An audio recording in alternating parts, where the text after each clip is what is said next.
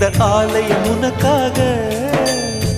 வானில் ஒரு புயல் மழை வந்தால் அழகே என்னை எங்கனம் காப்பாய். கண்ணே உன்னை என் கண்ணில் வைத்து இமைகள் எனும் கதவுகள் அடைப்பேன். சத்தியமாகுமா? நான் சத்தியம் செய்யவா?